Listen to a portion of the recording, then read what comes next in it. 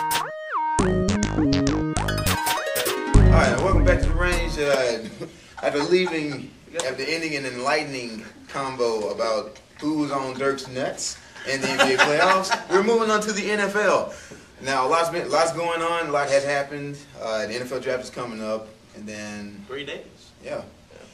Other things, free agency talk, and then you have trades. The Denver Broncos once again are at it again. They traded away Tony Scheffler to the Lions. Is that me saying that Denver's giving up on the team, or they trying to go for that number 1 overall pick of next year's draft? But obviously they traded away 2 of their top targets from last season. Now the Lions are getting there. It was a 3-team trade. Ernie Sims from the Lions got traded to the Eagles. So that's just adding another energy player to that already energized defense. So don't show up. It really does not show up. They didn't show up against us.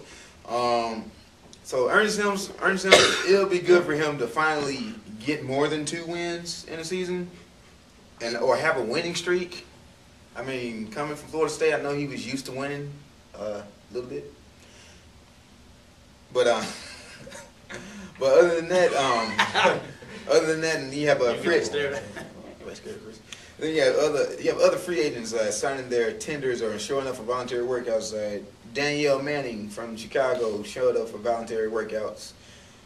He's looking for a long-term contract. Gerald Sensabaugh from the Cowboys is looking for a long-term, but he just showed up for his voluntary workouts.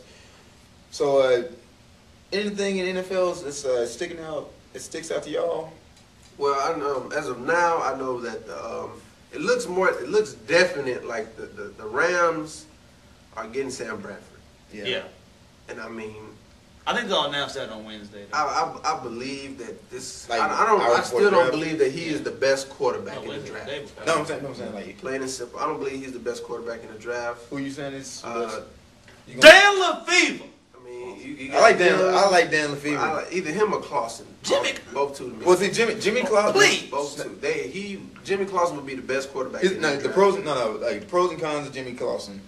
Like, the pros pretty much like he knows the offense. He knows pro style offense. I mean, he's had Charlie Weiss to pretty much teach him that. Even though we're not basing it off of bowl wins and losses and losing to Michigan and all that crap. I'm just saying, but like he has the prototypical size, like knowledge, and like potential to be a great quarterback in this league. The cons of Jimmy Clausen is pretty shit. He's a Clausen. His 2 brothers sucked. Rick and Casey sucked. One used to play for LSU. The other used to play for Tennessee. Damn. But as far as like wrong the loyalty in that family. But as far as like being the best quarterback, I mean, I can agree Sam Bradford is not the best quarterback. I mean, I like Dan LeFevour. I've seen him. I followed him from like 2007 when he was playing against like Purdue in the Motor City Bowl. I mean, I was like, man, this dude is good. So as far as the draft, so you're automatically saying that Sam Bradford will be number 1 overall. More than likely, they'll probably announce that early before the draft even starts, saying that I think they're gonna do like most teams usually do, and announce it the day before. Yeah. That way, at 7 o'clock on Thursday night, Goodell walks up to the podium and says, "Welcome to the draft. The Rams select Sam Bradford." Yeah. Just like it always has. They might already sign him like they did Williams. Texas did Williams just already signed him before. Also with Matthew Stafford, Jake Long. Yeah, I've been saying Jake Long recently. So, but I mean, Stafford. I mean, I don't know if he's gonna be a Hall of Famer. You really can't predict anything. Now you at least gotta wait 3 to 4 years. Yeah, I mean, because you never know, man. Joe Montana was the third rounder when he came out, and we all know what happened with that. Yeah, about Tom Brady. But I mean, Charlie Weiss, as far as with Clausen, I mean. That's a great teacher for our quarterback. As far as other quarterbacks, McCoy, it all depends on where he goes, but I don't think he'll be a starter, but probably down the line. He'll be pretty decent. He might mess around. You never know. He might just jump from team to team and be that second quarterback that can always get you there. But you never know what can happen in the draft. Well, I mean, you got to remember, the NFL draft does have some, gems in that late round, you know. So I mean, I mean, you got to think about it, man. I mean, picking those first 12 or 14 picks, it's all really a toss-up. You know, I mean, you're kind of like, man, okay, that player can work here and can work here, but those first 14 picks are always, big name players. Yeah. They're always players that you're like, you know what, we may not need him at this spot, but he's one of the best in college. But from 15 on down, it becomes what's the best need? You realize that teams that really who have less than 5 wins in a season will show up and they're like, okay, look, we're trying to sell some tickets, so we better get Sam Bradford to come play for us in St. Louis. So you're kind of sitting there going, damn, Sam Bradford, that sucks. Well, the problem with that is 15 on the 32 and on the other rounds, they'll be like, okay, well, we need an offensive lineman. Mm-hmm. So you select an offensive lineman. Or you need a defensive end, so you select a defensive end. I wish everybody did that. That's dumb. Yeah, I agree. That has everybody's the dumbest thing. Because in the then you're getting players. Then you're getting players who will probably never play. Players that you really don't need. Players that won't even contribute to the team. Like, I swear to God, if Jacksonville picks up Tim Tebow, they should be slapped in the face, and Jack Del Rio should lose his job on the spot. On the spot, yes. I believe if they were to say the Jaguars select Tim Tebow, quarterback out of Florida, then Roger Goodell should stand at the podium and say, and Jack Del Rio has just been fired. Yeah. I'm sorry, but I mean they're sticking with David Garrard. Yeah. They don't need another quarterback. No. Everybody needs a backup. I mean, you need a backup. Yeah.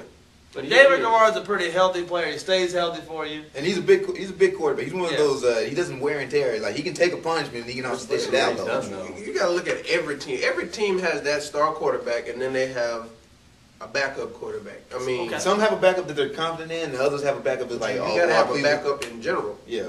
My team, for instance, Gradkowski, who's the backup before they signed Bowler?